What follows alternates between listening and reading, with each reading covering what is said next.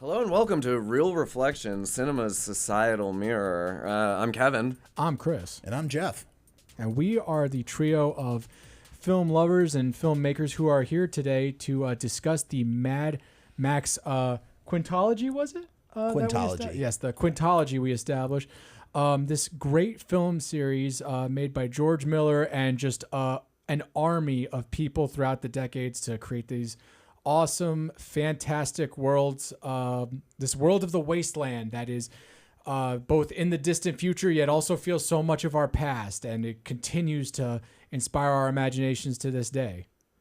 Absolutely, and it's that world I think that's so attractive, right? Like as we were saying before we got started, you know, I don't really want to live in that world. I wanna dress in the style of that world. Oh yeah, we all want the leather jackets and stuff. That's why I wear leather jackets, because of Mad Max. Yeah, right. It's good. I think most of us could probably trace it back to similar reasons. Ever strap a shoulder pad on one? When Fury Road premiered, I duct taped a shoulder pad together to wear in the theater specifically because it was like It's commitment. Nice. May 9th, 2015. I It was mean, a lovely day. I mean, What a lovely day! I mean, like bringing up Fury Road right now. My initial gut is to just rip the Band-Aid off and be like, I think it's the best of them. But yeah, like whatever. Like I'll There's throw a it strong out case there. to be made. It's a strong case to be made, man. I actually was mentioning this to our producer Dina, and I think I mentioned it to you guys too a little bit off mic before, but I ran through the first 4 movies in the week in preparation for this, and I watched Fury Road this morning, and I was shocked to find when I took my little Blu-ray out of the slipcase that it still had the plastic wrapping. I don't know if I've rewatched this movie since I saw it in theaters in 2015, and that's wild to me because this movie just replays in my head. You know how there's like when your brain has a spare minute where it's not actively thinking anything, certain songs or movie clips just play in your head. Fury Road just kind of plays in my head to the point where it's like, if you'd asked me before, I'd be like, oh yeah, I got the Blu-ray. I watched it a bunch of times. No, it's been in my head ever since I saw it in theaters so vividly. I haven't needed until today to rewatch that movie. Yeah, it is vivid. It is a beautiful, well shot, film. So complex despite like a relatively like simple story. Right, like we go there, we turn around and we come back. It's not all that different from. Is it Road Warrior or Thunderdome where they go? Is it? Yeah, Beyond Thunderdome. We go there and then we come back. They're not complex plots, but yeah, so much works in that film. It's great. Like I go back to it. I think the most of them. Mm-hmm. Yeah. The storytelling is all visual in those movies, generally speaking, and the beauty of all the Mad Max films. Is that they sort of operate like silent films. Mm. The score does a lot of the heavy lifting. They're not particularly full of dialogue. The plots are not moved by dialogue. There's so much exposition told in Fury Road in the first 10 minutes, just from what you were observing in the frame, that nothing needs to really be said. One time I watched Fury Road just with the dialogue stem removed entirely, just the music and the sound effects, and it was amazing how much of the film I was able to follow, except for when they stop and they're talking heavily and when they decide to turn back around. That's the only time where if you had never seen this movie before, you wouldn't know unless you were listening to the dialogue.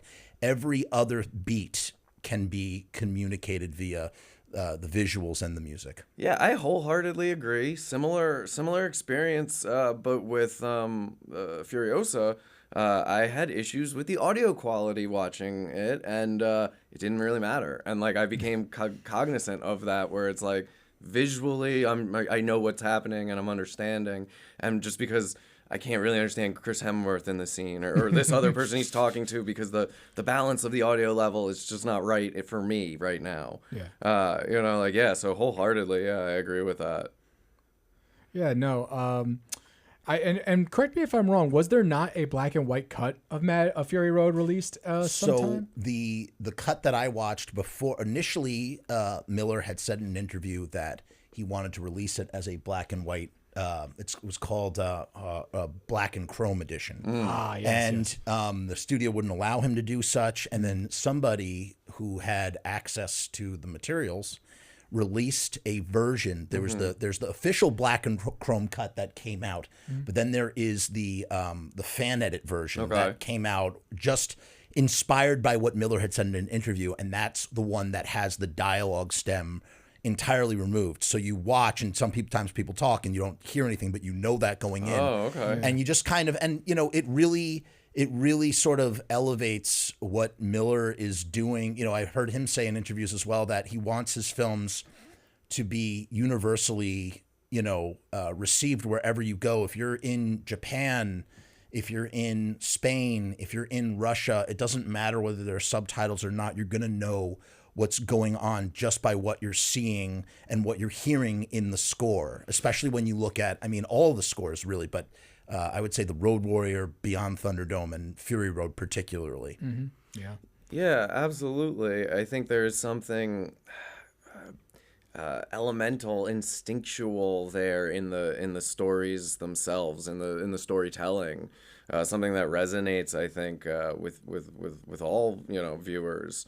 And I think that's like the most obvious, like how this is reflective of our society, both like 70s, 80s, 90s, up until today, with these films. Because I think you guys tell me where you're at with them, but I think there's a pretty obvious like morality running throughout them, where like I'd liken it to like the morality plays of like the Middle Ages, where we're teaching you right and wrong through this story, this narrative, this fiction. And with that said, like, yeah, I'm kind of interested in exploring what is right and wrong according to the world of Mad Max. That's a very good question. I think each film, what makes this series so unique is each film seems to almost kind of have a little bit of a different answer. Okay. I know that when you look at the very first Mad Max, it very much feels of its time. It's both this standout film that marked the beginning of the Ozploitation movement. As Jeff, I remember, thankfully you remembered the term. I was struggling to do that earlier off mic. But it's very much of its time. And when you think of what's defined 70s cinema, which was that very cynical, very rough time. And I guess it was just going on just as much in Australia as it was in the States. Because just the opening of Mad Max, the first Mad Max stands out because it is very much like civilization still exists somewhat. Yeah, that's in what this everybody world. forgets about this film series, right? Well, the first one, we're still there. In the States, Road Warrior was the one that really kind of broke out. Mad Max, the first one, did not do well here initially because it just didn't get a good release. And also at the time, distributors made a really bizarre choice to overdub all the dialogue because for some reason they did not think people in the 70s in America could understand an Australian accent. And I was reminded of this because when I watched one of the original theatrical trailers on my Blu-ray of Mad Max, it still had that overdubbed American dialogue. Like they show a clip of the scene where the chief is yelling down at Max from the stairs, and I don't know what bargain bin voice actors they got for that dub, but man, I could see why the first one didn't do well. But like, think about that opening shot of like the Hall of Justice with the warped metal letters, and a few years from now, that Chiron, where one of the first shots is we see that skull and crossbones with the lightning and the checker mouth on the road. With just a few brief images, we are given this world is on the brink of collapse. And the good guys, the heroes that we're supposed to believe in, they're not cutting it anymore. And what are we gonna do? Mad Max is my Star Wars. I love Star Wars too. Star Wars is my Star Wars, but Mad Max is my Star Wars. I grew up watching these movies like they were Star Wars. That was my trilogy. I love the American dub. It's like comfort food for me. I love Fief McAfee on the stairs. You say they don't have their heroes, Max? We're gonna give them their heroes. I love it. I think only Mel Gibson's the only one. Mel Gibson's actually from Peekskill, New York, and his father won Jeopardy, and then they moved to Australia. I did not know in that. the '60s, I think, and so Mel Gibson's actually, I think Mel Gibson, that's his actual voice. But what's his face? Bubba Zanetti's voice. Johnny the Boy, all of them are great All right, I rescind my criticism. No. You're entitled to your criticism. I also, just to interject about the critical reception, I can't speak to the U.S. box office, but I do know that it was a worldwide smash hit and broke Guinness records for being the lowest budget film to it's the ratio of lowest budget to highest gross, and that was entirely funded by George Miller, who used to be like an EMT kind of doctor, which is what initially the kernel of Mad Max comes from, him being a doctor and seeing horrific accidents on the road and wanting to tell stories about that, and then realizing they didn't have money and not enough resources. What if the cars are all beat up? What if it's in some dystopian future? And that's kind of that's what birthed out Mad Max. And when it it went worldwide, and I mean it grossed over $100 million on a $300,000 budget. So I don't know how it did in the United States. And yes, they were super paranoid. Distributors wanted that dub, and I'm glad that dub exists, but they wanted to dub over the voices. Super weird. So like I knew the medical background with George Miller, but the EMT component of it, it made some things like click in my head as I was listening.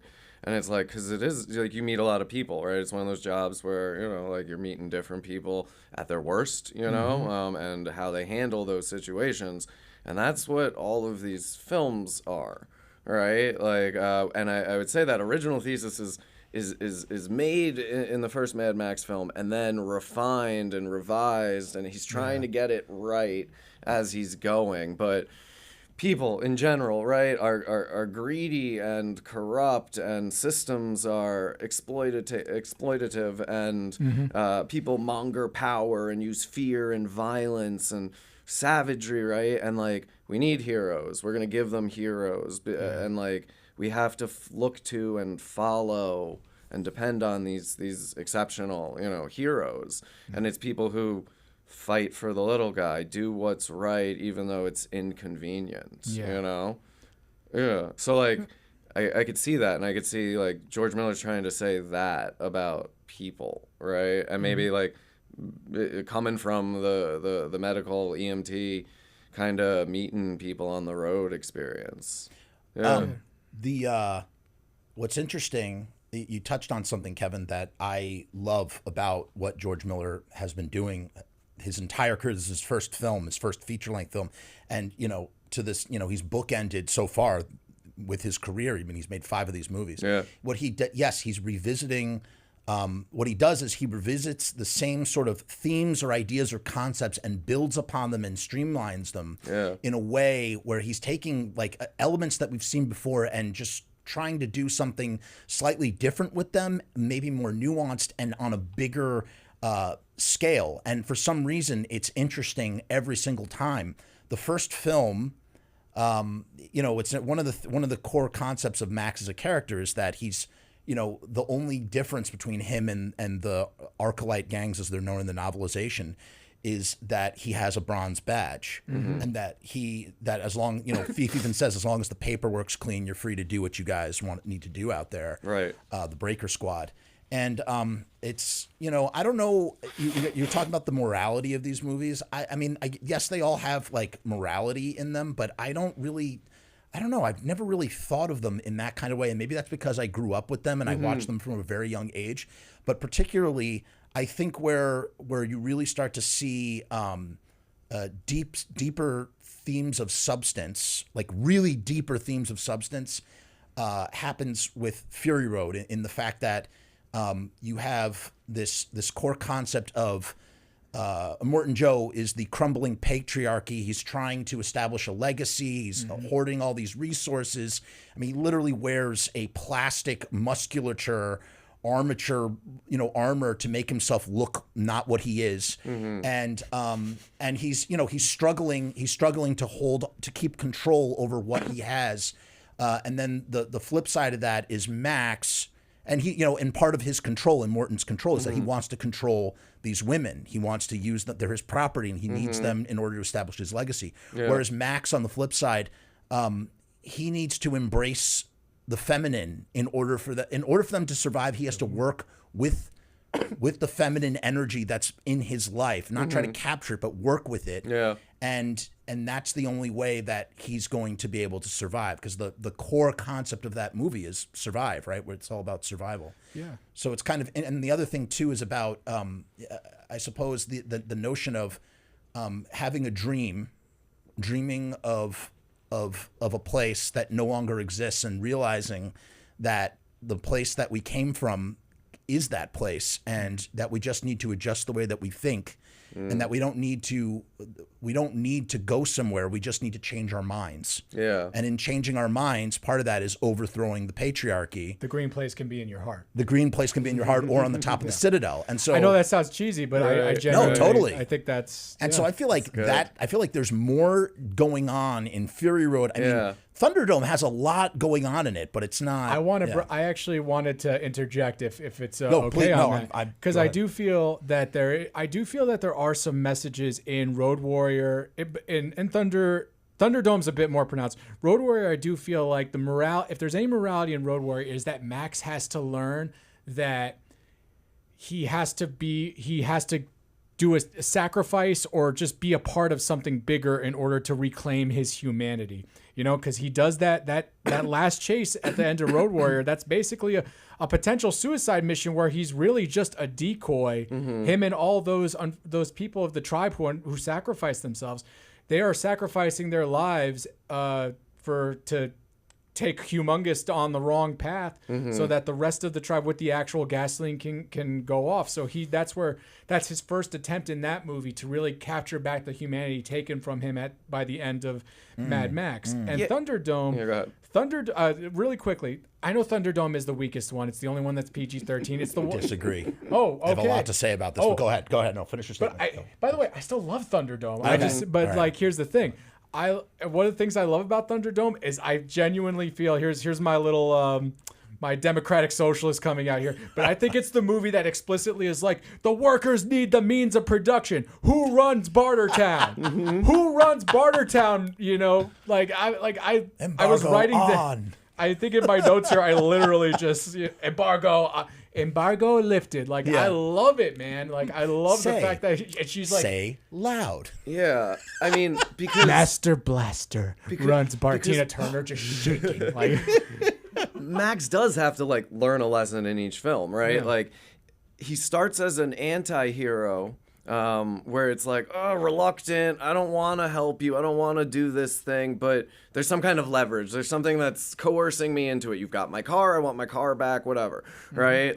But in each film, he gets the opportunity where you got your car back, you can go.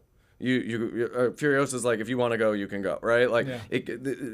Each film has that moment, and then Max has to go from anti-hero to that heroic character where it's more about the sacrifice and the reclaiming your humanity and stuff like that. And I think that's kind of what maybe I'm struggling to articulate with when I'm talking about the morality of this movie. Yes. Right? There's that's what men, right, need to do. Right? They need to not be selfish and only care about their car or freeing themselves from bondage. They need to care about these other people, these people who can't fight for themselves. It's about a commitment to the common good as opposed to strict morality in terms of some sort of Christian deity BS or anything like that. It's just about no, that's how you be human. You gotta take care of your fellow person, even as actually not even in especially the hardest worlds out there. You got to look out for your fellow person. That's our salvation more than anything else. To go back to Brazil, right? We're all in this together. De Niro says. Because we go from just general rape of women, right, to Fury Road, where it's these women don't have autonomy over their bodies, right? And that is totally a much more like focused reflection of something that's like happening in society and in America at least, you know, like currently at the time, you know. So like I agree with that too, where it's by the two most recent films, it's a little more articulated, focus specific. I just want to shout out my friends on the Writers Blockbuster podcast. They did a Fury Road episode recently, and they mentioned, I was trying to figure out how how to classify. I really want to go back to Thunderdome in a second. I'm ready for it. I'm stoked. It's the next exit. How to classify Furiosa. And when I had seen it in the theaters, I was trying to figure that out myself. And then about halfway through, I said, oh, you know what this is?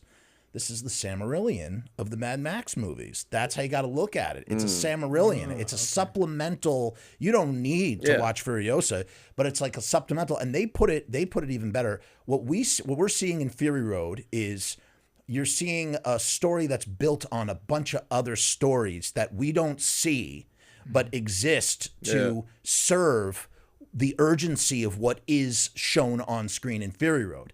And the inverse of Furiosa is showing us all the rest of that story that we really don't necessarily need, but we're seeing. And that's why I think it was so polarizing for a lot of people. And if you notice, it's also very wordy. There's a lot of talking. There's a lot, and it's very long. It's the longest one. And there were a couple points where I'm like, why are we still going? I mean, it's definitely, I liked it. I thought it was great, but it's definitely, you can't, it's supplemental material. It's not something that it's a return to the world, right? Yeah, it's just, and like, it's okay world with expansion. It because of that. Yeah, totally.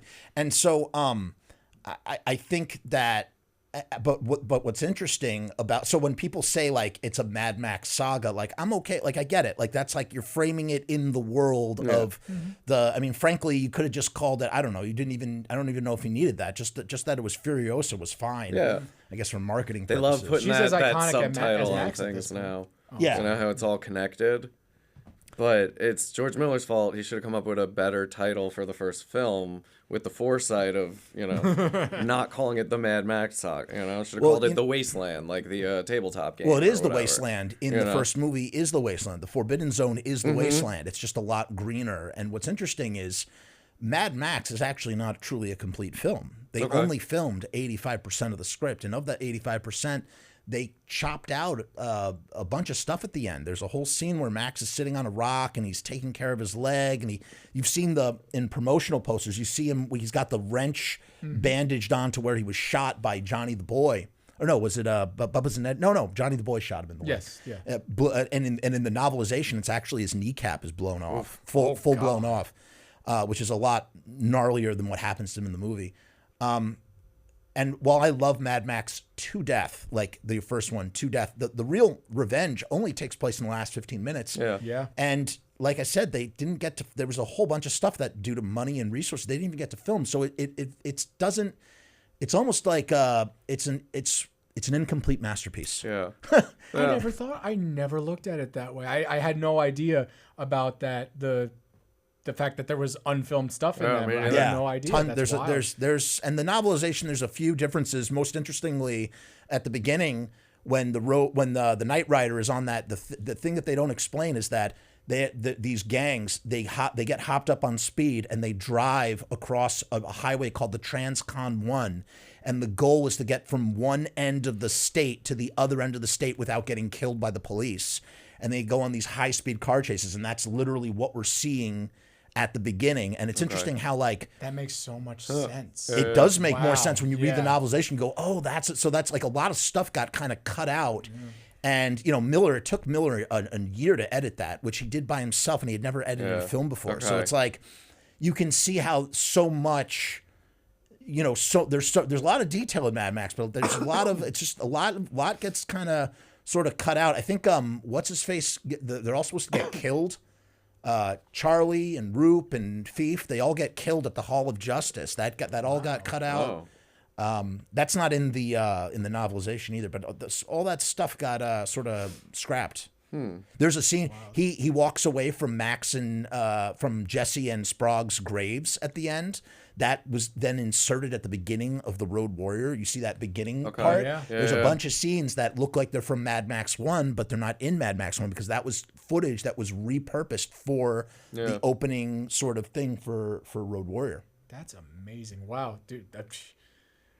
Man, you earned your guest appearance today just by giving that information. That completely reshades my understanding of the film, and also because one of the things I noted when I was like watching the first Mad Max was how the cops, you could so easily be forgiven for thinking they're just another gang. Nothing about their decorum or the way they operate. But that's the bronze. That's the bronze. It's like the only thing that separates us from the gangs, and what I think would make for a great HBO, like a prestige HBO series, kind of like Game of Thrones style, would be. I've spoken about this with that guy Tank. Shout out to Tank, who is like people mistake Tank for Humongous. They take stills of Tank dressed up as the Humongous, and you know how you know, because he has a Misfits tattoo on his arm. He was the tour manager for the Misfits, and it's so funny because people share these images and not realize that they're reproductions. That's how close he was.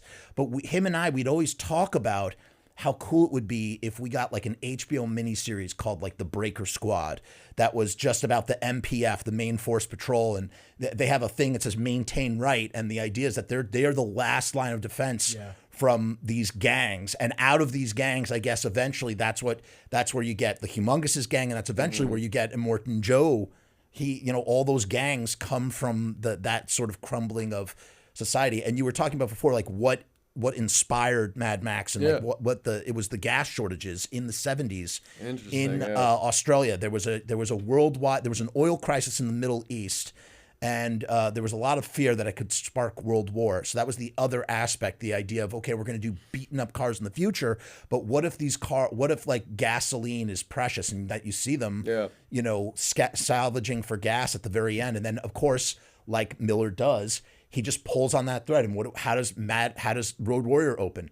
We see Max literally soaking up gasoline, like the most. It's so precious that he's taking Tupperware and plates, and what really sells it for me is he takes that bandana off of his sleeve. He had to cut off the sleeve of his jacket because in between the movies, because Miller's a doctor, Bubba Zanetti ran over his arm, so he had to have his arm in a sling. Okay. Which is why he's missing a sleeve. And you see him take this rag off of that sleeve, and he's soaking up the gas. That's how precious it is. And so to come upon a refinery, the Seven Sisters refinery in the wasteland, Papagallo's band of people. I mean, it really sort of. It's more, it's funny. You mentioned before, like, what's the morality of the Road Warrior? Yeah.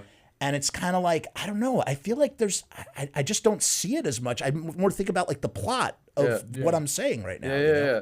I mean, I think like with resource and conflict over resource, the idea that like war for oil and gasoline, right, could be a possibility. Probably has been a possibility since the movie's initial release. Definitely is a huge factor, right? Because again, it's gas town. Immortan Joe's got the water, right? The Aqua-Cola, the gasoline is the gas, right? Bullets, all right. Well, let's put bullets in their own category for a second. But like, we have natural resources of our planet, and that's what everybody wants. And we have these people who consolidate power around the control of those resources, right? And with an eye towards gas and the 40 years, I guess, since the original film's release, right? The effects of these resources, the scarcity, right, has influenced a lot, and I think continues to.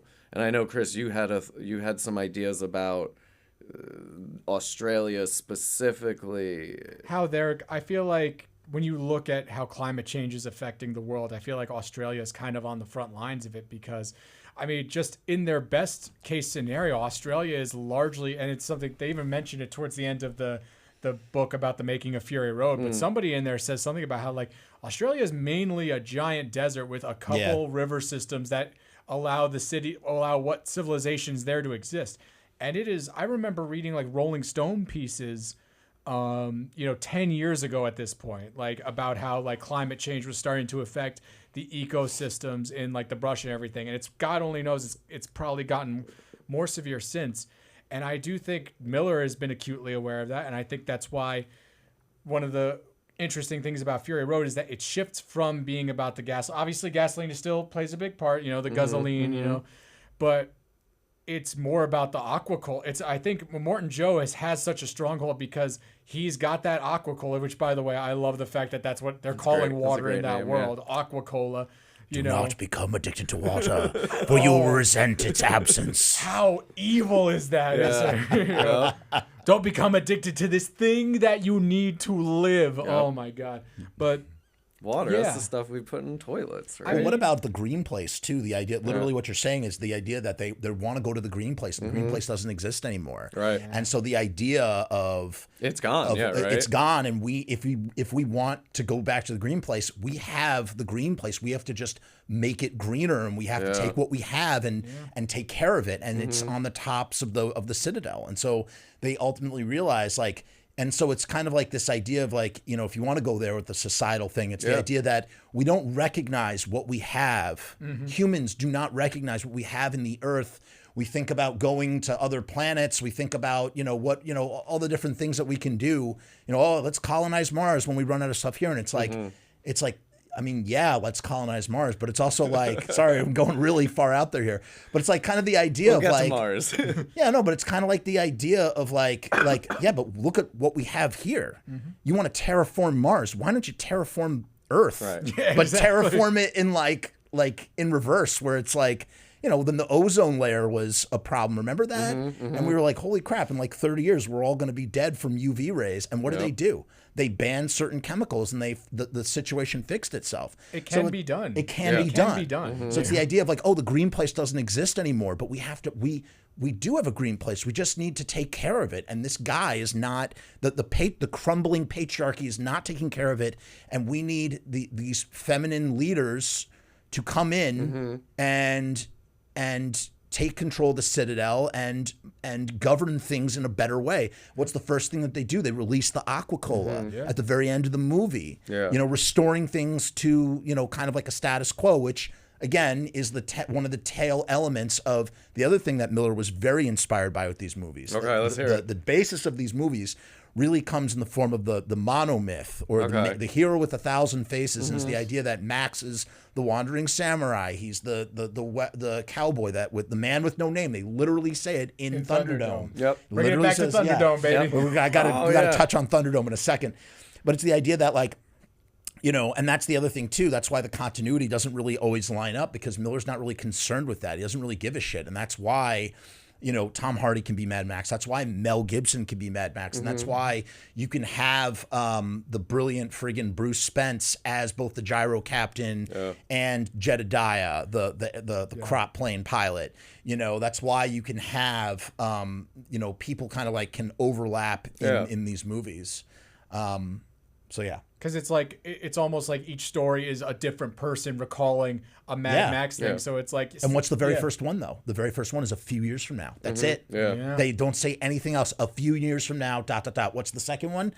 The feral boy talking about how he's the leader of the Great Northern Tribe. Yeah. Max, he lives on now, but only in my memories. The third one is the doing the tell. We got to do the tell. We got to remember. They have there's a whole mythology at the end, and they're telling the story of Max, and it's not just the story of him, but it's the story of us all. Yep. We launched the city so that so him and the others will find the way home. So it's like the story, and then the last one is the History Men, which is like the new George Miller's newest thing. Yeah. The History Men are telling the story of Furiosa and Max and this, that, and the other. So these are myths, and he's really sort of transformed these into myths. Yeah. Can we talk a little bit about Thunderdome? Please, let's do it. I'm ready for it. Let's It's get a into good Thunderdome. start. What do you, Kevin? Before I've been talking a lot, Kevin. What are your thoughts on Thunderdome before we go in? I like Road Warrior better. Okay. I don't hate it. There's some stuff that like bothers me with it that we'll get into, but I'd rather let's hear the positives with it. Let's hear what you guys think. What about you? What is it that you like about Thunderdome? Here's the thing. I have a weird relationship with it. Where you heard me earlier. I'm on mic. I did call it, in my opinion, probably the weakest film, and yet at the same time, rewatching it, I did find myself like, I still love this movie though. There's things about it I really love. I just Master Blaster alone, Auntie Entity. I love these characters. I just think Auntie Entity is really cool. I like her monologue where she talks about how like I was a nobody, and then I was a feather duster. Yeah, and the world ending was actually she kind of implies it's the best thing that ever happened to her because she got to be somebody. And listen, not to get too deep into the weeds or talk about something that I, as a white guy, am not. Do it. I don't think it's a coincidence that it's a black woman who says, the prior world, I was nobody. Now, when this great civilization that everybody misses collapsed, I got to be in charge for once. Like, there's something to that, man. You just made me love Thunderdome even more. I never thought about that. That only came to me like earlier this week when I rewatched it. I was like, I could kind of see why like a lot of marginalized people in our society could stand to like, that's why they're like, I don't care if this crumbles. Like I probably will be better off in whatever the new version is. I mean, that's a simplification, but you get what I'm getting at with that. And then also, like I said earlier, worker power, man. I love the fact that it's like, Master Blaster and all those guys down in the methane farm, they're the ones. It's like, we run this stuff. All we got to do is turn a switch, and you guys got nothing. Methane cometh from pig shit. Yeah, but Tina Turner character is the villain, right? Yeah, antagonist. So doesn't the antagonist? No, so she's not a villain. Sort of code the Disagree. Strong black woman as like a less she is a positive union buster. thing. That's the thing. She's kind of trying. The whole reason she's the antagonist is she hates the fact.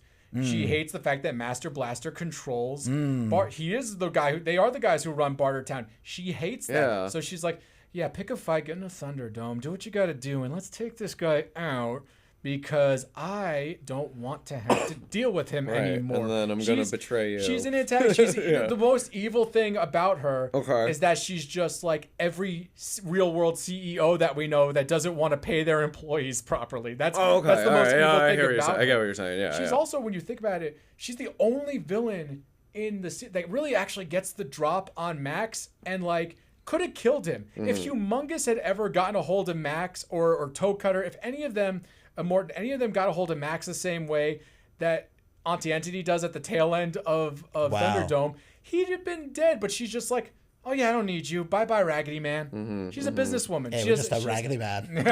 She's just a raggedy man. I love that. It's like her first line. Dude, you're blowing my mind with this Tina Turner stuff. I just want to say, one super interesting observation based on what he just said that I never, again, been watching this. Beyond Thunderdome was my first Mad Max movie. Okay. I caught it halfway through on TBS when I was like 7 or 8 years old, and I have been watching it incessantly ever since. Okay. I have never thought about, I've never once, not once, ever thought about the fact that Auntie is black and that plays into, that could play into what she's saying about her backstory. And furthermore, the idea, again, just the way that Miller shows us who Immortan Joe is, where, again, somewhat crumbling patriarchy, trying to look strong in front of the people, where you have a little person, a small white man, piggybacking on Blaster, controlling this black woman. So that's like the flip side of that, and that's what's interesting too. Yeah. So and I'm not saying one is right over the other, but you could have that at play as well. And I've never even thought about it kind of like as like a union buster. Here's the thing about Auntie: there are some antagonists are villains, but not all antagonists are villains. Sure, yeah. And I think she we don't doesn't use bad guys. Sure. It's offensive. Yeah. No. But there are. But listen. But there are villains that are bad. There are villains that are just purely rotten to the core bad. Toe Cutter is a villain. Humongous is a villain. Morton Joe is a villain. Yeah. I would say Auntie is the exception to the rule because look at what she built. She rebuilt civilization. A black woman rebuilding civilization and doing anything to protect it. She even says that. I'll do anything to protect it. At some point, she comes into partnership with Master, who, by the way, is, I forget the name of the actor. He was also in the movie Freaks. Oh, yeah. From 1931. He is one of the little people in Freaks. Yeah, that blew my mind. That blew my mind. We got to put a pin in that thought and come Yeah, back sure. to it in Go a ahead. second. Yeah, because go ahead. Wait, what was that? Oh, at some point she teams up with this guy. She needs him because of his knowledge. Yeah. He has the engineering that she needs in order. He's the one who figures out there's methane in pig shit and we can power our civilization this way. Okay. And so she is clearly the leader, but he has power over her and she can't stand to have this power. Now, the thing that makes Thunderdome so good, so brilliant, is that the movie starts off as like, almost like a Western. Yeah. He's in a covered wagon. It's like an Australian Western. He's in a covered wagon. He loses his stuff. He has to go into town. And then suddenly it turns into a noir because he's trying to track down who took his stuff. And then it turns into a political thriller. Yeah. He needs to take out this thorn in her side in order to get his stuff back, and he has to pick a fight in the Thunderdome. So like within the first half hour, all of this happens, and then the movie shifts. There's a huge shift. He doesn't do what we see the result of Max's humanity really comes down to, the classic term in writing, save the cat, right? And save the cat doesn't literally mean save the cat, although I always love to pose the question of, does Herbert West save the cat? But that's a story.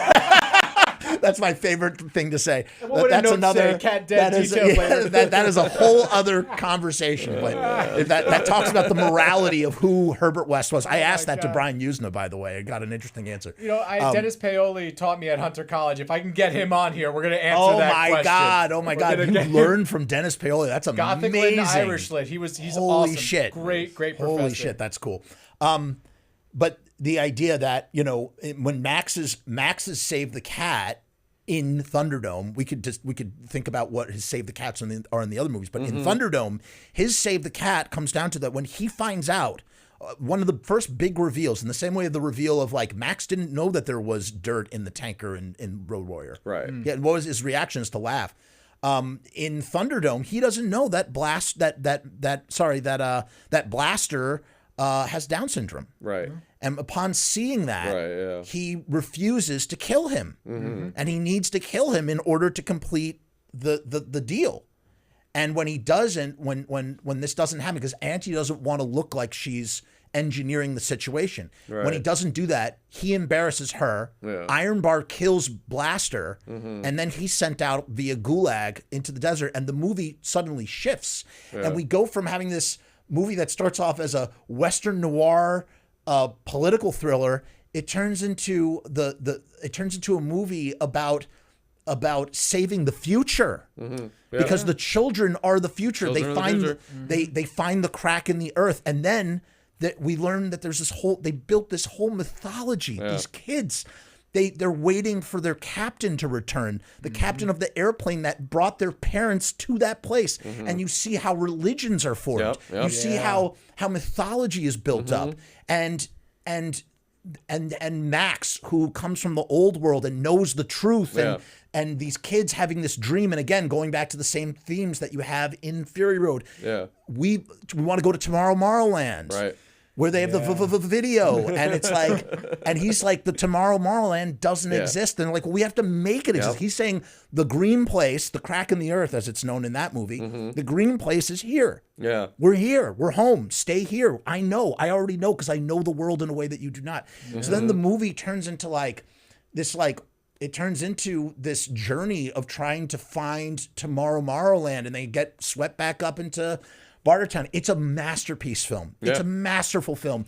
And ultimately Max has to save these children, and he sacrifices himself to do that. And so to me, I think Thunderdome has more humanity than any of the films combined. It's the one that has the biggest hope for civilization actually restarting. And it's the first half of the movie, which I think is what most people remember from it, which I think is the part I have issues with, right? Where it's cycling through like it's different movies. And I feel the second half it really hits its stride where I want to see how myths form. I want to see a hope for the future because, you know what, I'm scared we're going to end up here, and is that it, you know? Yeah. But contrast that with Fury Road. Right. Think about the children in Fury Road versus the children in Thunderdome.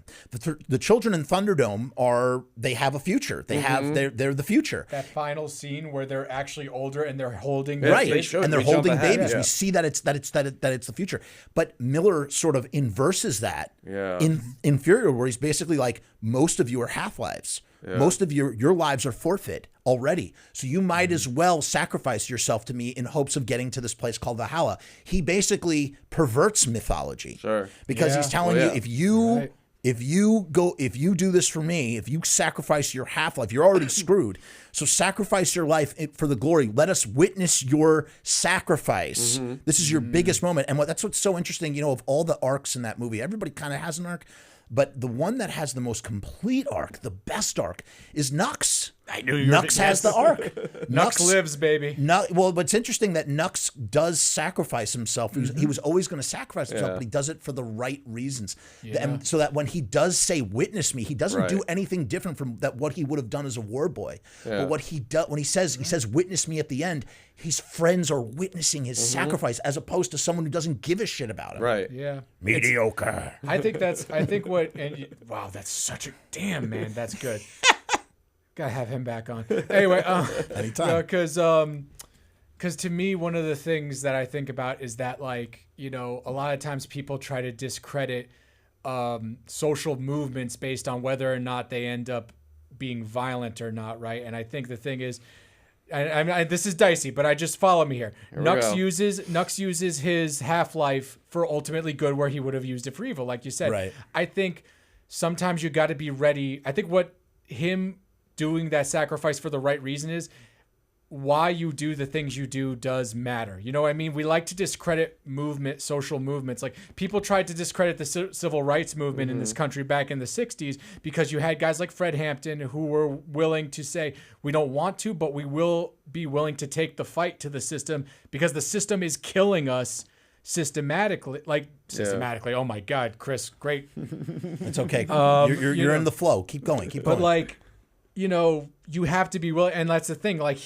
Nux takes the tools that that he had as a foot soldier of the oppression and uses them to topple the oppressors. And I think George Miller is saying sometimes you got to be able to roll up your hands and get dirty like that. He's also saying that, but pull it depends back on in a who way. are you hurting. But who are you hurting in the process? Exactly. If you're hurting innocent You gotta be civilians, punching up. No, yeah. If you're hurting innocent civilians, then you know, suiciding yourself is not just. Right. But if you're hurting an evil warlord, then maybe so. If you're hurting the foot soldiers, if you're hurting the people who are actively keeping the boot on your neck. I think that's what he's saying. I want to clarify that. I do not think that Miller's trying to say that wanton blood. In fact, the movies also make it very clear that wanton bloodlust is what got us here. Yes. So he's not trying to tell. I want to clarify that position. But Sure.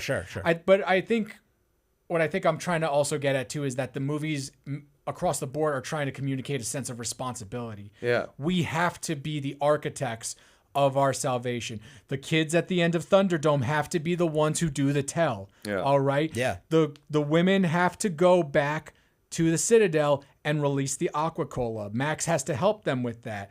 Max had to help them in Road Warrior get away with the gasoline so they could start the tribe. We don't need another hero. We don't need we don't need a captain to come save us. It's got to be us. I'm tying it in. I did not realize how much we both apparently love Thunderdome. This is great for us. No, but you're so right. You're so right. We've got crushing it, dude. Miller is trying to tell us we've got to do it. We've got to gotta do it take ourselves. the future is in our hands. We got to take it upon ourselves to do it. Nux does it. Nux says, if I have to sacrifice, I'm going to take it upon myself to sacrifice. I'm going to take a Morton Joe out. I'm going to sacrifice myself for the future that I'm not even going to get to see. He knows he's not going to get to see that, but he gives himself away to it anyway. Yeah, if you're going to lay your body at the foundation of something, right, make sure that's what's built upon it is something that's good and you agree with. Know what you're fighting for. Yeah. Well, it's just interesting that he was, if you want to like really simplify and streamline everything you just said, which was brilliant and valid and awesome, but to streamline it, it really just comes down to that Nux's life was always forfeit, and he knew that it was always forfeit. He knew that that day was the day that he was going to die, and he decided how it was forfeit as opposed to Immortan Joe deciding how it should be forfeit, and that's his completion of his character arc. Yeah, and there's something 100%. universal there, Yeah. So it's I mean, and the thing about Mad Max, you're thinking about like all the stuff you said, how it cascades in Road Warrior and Beyond Thunderdome and Fury Road, really. The first one is really just sort of, I guess, just kind of more of an introduction now, because it wasn't like that, but that's what it's turned into retroactively in the same way that Furiosa is like a supplement. Almost. And Mad Max really, I never thought about it like that, but it really has sort of turned itself into in the same way that the first Friday the 13th is kind of like a prequel to Friday the 13th Part 2, because when the story evolves and changes into something that is the status quo, the original then becomes the backstory. So Mad Max really is sort of a prequel for the Road Warrior. And the Road Warrior and Beyond Thunderdome and Fury Road are really saying something, and then Furiosa is the Silmarillion of the situation. So. Which we have a few minutes. Do we want to talk a little more about Furiosa just because it's new and trending or anything? Sure. I mean, I definitely, and I was sharing this with you guys a little bit off mic, but really quickly, I want to just give a shout out to Hemsworth's performance as Dementus. I think he's in the great. First of all, any time it was a bold choice for sure. Us, like always that suffix at the end of the names is always got to be humongous, Dementus, something rictus. But I just love the fact that, and I'm sure, I don't know if Miller meant this 100%, but as an American, I watched his performance. I'm like, this is Donald goddamn Trump. This is who, because again, he's so much gusto and bravado and bluster. He's just got all this confidence, and yet at the same time, to borrow a line from The Dark Knight from Heath Ledger's Joker, it's like, he's like a dog chasing a car. He doesn't know what to do with it when he gets it, because he gets the goddamn car. He gets some control, and it's made very clear in the, towards the end of the film that he's like facing revolts. Even if Furiosa hadn't had to try to get her revenge, he probably would have been taken out by the revolting citizens of Bullet Town. Yeah, the noose the was Bullet tightening Farm, for sure. And it's because he's just this guy. All he wants is control, and all he's interested in is just getting it. So he's just pure bravado and bluster, and much like our, our former commander-in-chief, and God willing he stays former, like when he gets directly challenged so many times in that movie. People will say, like, he'll say, oh, this is a thing. And people say, no, that's not a thing. I'm literally looking at, that's not true. And he'll just goes, well, all right, so it's not a thing, but that doesn't really matter, does it now? And, forgive my bad Australian accent. Let me ask a clarifying question just before we go too far. So is Dementus demagogue, authoritarian, cult of personality type, or are you're specific and the dangers of getting swept up and following one, or is it specifically this Donald Trump? I think Trump comes to mind just because that's probably the most recent big example of a personality like that that's had such a socio-political impact. But I think Miller would probably say, I think if we were to question Miller, he would probably say he's just meant to be more of that. If you see archetype. Trump, if you see imply that, it's like, versus infer. Again, that's why I say, as an American, of course, I'm inclined to see that. Who's the guy who we've been dealing with for so long at this point? I'm trying to think. But I think that's what it is. I don't think it's specifically. I totally see how you could see it was Is it a Donald coup? Trump. He tries Yeah. to stage a coup. But with I see he's definitely listen. I think he's definitely it's Yeah. what you said. Go ahead, please, Kev. yeah. No. I think it's what you said. I think he's to take the other side of the coin. I think that's kind of what it is evocative of. I've only seen it once, and like all these movies, especially Fury Road, which I've watched countless times. Fury Road. My understanding of Fury Road just has evolved and changed and grown deeper and deeper and deeper. I've only seen Furiosa once, so I'm still formulating Same. my opinion about it. Same. But my first opinion was the Sam Marillion thing, and the I really want to talk like about that the take. ending. I want to talk about the ending, actually. Was it necessary? Like, and Was I it- mean what the- specifically like the what last was 3 necessary? minutes. Oh, I'm saying with Furiosa, how they made sure to really tie it really strongly into the beginning of. I didn't need that. Of I didn't Fury need Road that. because I didn't need that. I was like, didn't need that. This movie's long as But is. what Yeah. I did love, and what really even cemented further this idea of like Miller just like not being in a Hollywood society of continuity where continuity matters so much throughout all big budget movies. Sure. Continuity is such an important thing, and he's telling a story, and it's not the one time where continuity isn't so important if you're not telling like a surreal avant-garde film is Sure. Rashomon style Love it, stories yeah. where you have points of view that change things, and not that this is really a Rashomon type deal, but it's just the idea that like Miller is just not precious at all about little details, whereas Praetorian Jack obviously isn't Mad Max, but he has a lot of Mad Max kind of features to Yeah, him. absolutely. And so when There's I'm some watching, parallels there. as well as Furiosa herself has, she uses the double barrel shotgun. So I was thinking in my head, I'm like, oh, he's just playing. He's so loose with this stuff. Like he's saying it does not fucking matter. Yeah. Everybody remembers the details a little Yeah. bit differently in a weird kind of way. This is really hot. This take is so hot it's going to burn your mouth. Okay, brace Whereas yourselves. the almost the idea of like obviously we see Mad Max for a brief few seconds. Yeah, and I was things, gonna we bring it know up. Mad Max is in this world, but it's just almost like the stories that there's this idea of the road warrior, which almost even at this point in the retelling of this tale that Miller is retelling over Yeah. and over again. And if you want to put it in story, in universe, the story has been told so many times that Max has gone from maybe even being a guy to a woman Sure. named Furiosa. You know what I'm saying? Like, and she's the one that's driving the tanker. She's the one, and this idea that, instead of having a busted up knee, there's a busted up arm, and, there's a missing arm.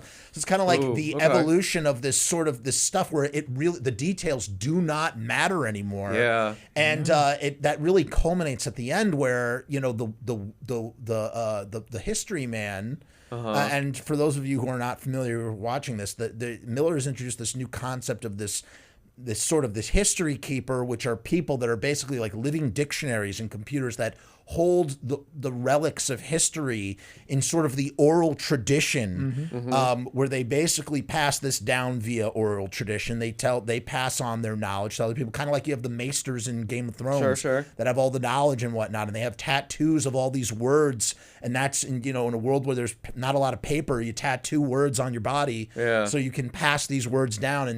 And the history man is talking about how that's how everybody thinks it happened, and everybody was really upset that she put a bullet in her head, but this is what she actually told me. Yeah. And then we find out that Dementus is still alive, and that she's taken the seed from the green place and she's grown it out of his dick. Yeah. She grew a dick tree out of him, and that he's still alive, and that he feeds the dick tree. And it Unironically, a beautiful image when they Yeah, cut it's to that shot. amazing just to see this dick tree coming out of his dick, and I Very just love nicely it so done. much. And the idea that she is that either whether it really happened or not, she's the one that's controlling the history. That's what my friend Bob was saying. That, sorry, go ahead. No, like again, because the whole and that's the way Furiosa ends, right? Really cements kind of what you were saying prior to that with the. How history gets retold, where it doesn't matter, Mad Max, the details blur, because it's the man who shot Liberty Valance, right? At the end of Furiosa, that's when Miller actually articulates his man who shot Liberty Valance moment, right? When the legend is more interesting than the fact, you print the legend or whatever. Right, yeah, that's what Stephen like, King. I know that's not Stephen King's thing, but Stephen King but says yeah, that. like Always print the legend. Probably Yeah. came from before the Western man who shot Liberty Valance. I think that's John Wayne. Like I don't, but yeah, it's if you haven't seen it, go check it out have not because seen it's it. all about personal myth making. And, I like that, and though. how we retell and remember. And I'm sure Miller probably was. Yeah, I would It's about warn, the like- taming of the West too, which Yes. is good. And then what's his? Why Sorry. Jimmy Stewart's also, and I'm sorry, Yeah. because I actually love that movie. I what love year is Man that Who Shot from? Liberty. I don't know. I want to say it's the late It's 40s. later actually. Wayne. It's kind of later. It's That's a big mid to blind later spot, John Ford. Yeah, it's 40s, late Ford, late John black and Wayne. white. You know, but Man Who there's Shot Liberty Valance, yeah, Jimmy Stewart's in it. It's great, but yeah, I love that movie because of what it did, and similar with Miller and the Mad Max universe. 1962. oh, it was 1962. Wow, I was a little off. Okay, yeah. Okay, that's amazing. That's cool. Yeah, go check it out. Anyone Well who worth hasn't the seen watch. it, it's Great, good. great film. I'm not a huge Western guy, and there's a select few, and this is one of them. Okay, well, we are almost out of time, which I think this brings us to a nice stopping place.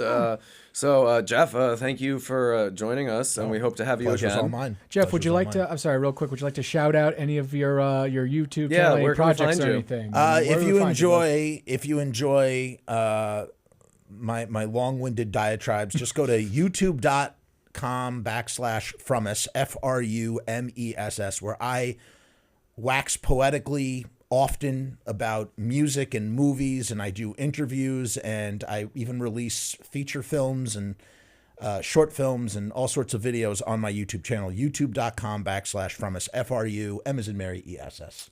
And we will put a link in the description. And I said it, so now it has to happen. All right. Well, ladies and gentlemen, thank you very much. This is Real Reflection, Society's...